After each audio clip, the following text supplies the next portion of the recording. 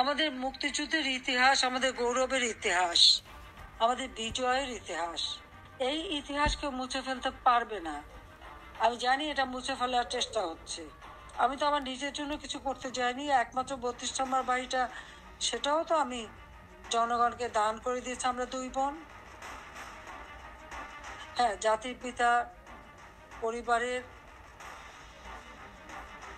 নিরাপত্তা দেওয়ার জন্য একটা আইন করা হয়েছিল। সেই সূত্রে একটা বাড়ি রেহানাকে থাকতে দেওয়া হয়েছিল। আর আমার স্বামী, তিনিও চাকরিজীবী নিউক্লিয়ার সায়েন্টিস্ট ছিলেন, তার একটা বাড়ি 5 নম্বরে, যেটা জয়পুতুলের। আজকে সেই বাড়িও পুড়িয়ে দেওয়া হয়েছে।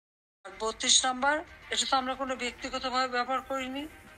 মিউজিয়াম সারা বিশ্বের অনেক বড় বড় নেতারা এসেছেন, রাষ্ট্রপ্রধান এসেছেন, সরকার প্রধান এসেছেন, ওই বাড়ি ভিজিট করেছেন। আজকে সেই বাড়িটা ভেঙে ফেলা হচ্ছে কেন? বাড়িটার কি অপরাধ? ওই বাড়িটাকে কেন এত ভয়? আমি দেশের মানুষের কাছে আজকে বিচার চাই, আমি দেশের জনগণের কাছে বিচার চাই। বলুন আপনারা, আমি কি আপনাদের কিছুই করিনি? তাহলে কেন এই অপমান? কেন এই বাড়িটা ভাঙা হবে? এই বাড়ি থেকে তো স্বাধীনতার ঘোষণা দিয়েছিলেন জাতির পিতা। আর স্বাধীন দেশ হয়েছিল বলেই তো আজকে বাংলাদেশ এত উন্নত হয়েছে। তাহলে এই বাড়ি কারা ভাঙে? আমি আপনাদের কাছে, দেশের জনগণের কাছে বিচার চাই। আমাদের মুক্তিযুদ্ধের ইতিহাস আমাদের গৌরবের ইতিহাস, আমাদের বিজয়ের ইতিহাস। এই ইতিহাসকে মুছে ফেলতে পারবে না। 32 নম্বর, এটা তো আমরা কোনো ব্যক্তিগতভাবে ব্যবহার করিনি। আজকে সেই বাড়িটা ভেঙে ফেলা হচ্ছে। আমি দেশের মানুষের কাছে আজকে বিচার চাই, আমি দেশের জনগণের কাছে বিচার চাই। বলুন আপনারা, এই বাড়ি থেকে তো স্বাধীনতার ঘোষণা দিয়েছিলেন জাতির পিতা। আর স্বাধীন দেশ হয়েছিল বলেই তো আজকে বাংলাদেশ এত উন্নত হয়েছে। স্মৃতিটুকু নিয়ে দুই বোন বেঁচেছিলাম, আজকে সেই স্মৃতিটুকু ভেঙে ফেলা হচ্ছে।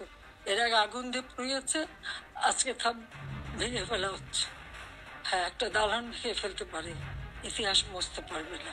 সবচেয়ে দুর্ভাগ্য যে বিসির বাড়িতে আগুন দেওয়া। এর আগেও একবার ঢাকা ইউনিভার্সিটিতে বিসির বাড়িতে আগুন দিয়েছিল, আপনাদের মনে আছে?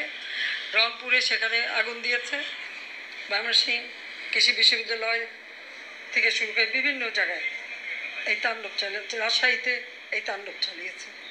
আমি দেশবাসীর কাছে সেই আহ্বান জানাবো যে এই ধরনের ধ্বংসযজ্ঞের জন্য এই দেশকে নিয়ে আর কেউ চালাতে না পারে। আমি জঙ্গিবাদ আর জুলুম এর হাত থেকে যেন মানুষ মুক্তি পায়, মানুষের জীবন যেন শান্তি আসে। আপনাদের সবাইকে ধন্যবাদ।